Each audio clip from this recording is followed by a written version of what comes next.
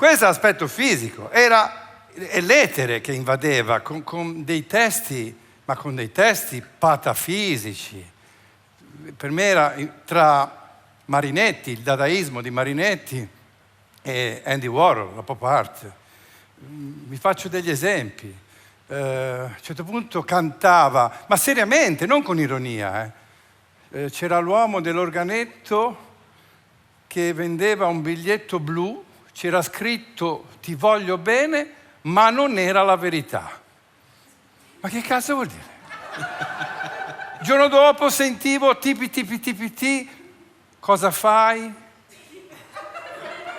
TPT, dove vai? Io mi guardavo intorno. Era già un alfabeto Morse. TPT, parlava con altre galassie. Passa una settimana, intanto c'erano sempre i Genesis, i Beatles.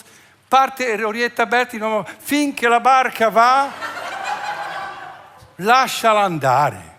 Finché la barca va, tu non remare.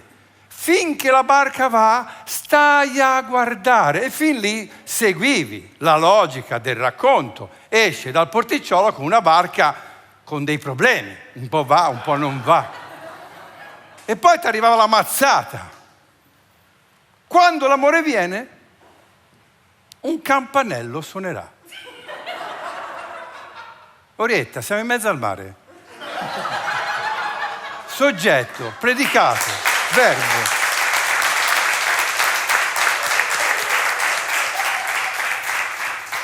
Poi ti viene da dire una cazzata, no, lo diceva 2 volte, quando c'è la prolunga in mare, cioè io odio Orietta, mi ha rovinato l'infanzia. Poi cresco ancora, mio padre mi dà il motorino e mi ricordo era un 24 luglio, o il 24 luglio, perché lì i giorni erano di 2 sempre uguali. E esco dal bagno, i bagni fiume a Livorno, era l'ora di pranzo, l'una. C'erano 50 motorini di qua, ma tutti ciao, e tanti ciao di là, 70 ciao. Era tutto un salutarsi, 70 ciao, 40 ciao. E io, ancora bagnato di doccia, sereno, perché già mi immaginavo la lasagna di mia madre. Ero proiettato nella lasagna, salgo tranquillamente sul motorino, sto per aprire il bloccasterzo, non c'era il mio tappo. Non c'era il mio tappo. Su 150 ciao. Il mio mi aveva fatto ciao. Oh! E lì sei a un bivio italiano medio che in casa c'ha la Madia, che guarda i media e fa le scuole medie. Oh, essere onesto, babbo, comprami un tappo, 3.000 lire, sono di famiglia buona. Onesto, no, sei un bivio. Onesto o non onesto? Ero solo, signori, completamente solo, in mezzo ai ciao, ma ero solo. E cosa fa l'italiano? Si gira, fa un 360.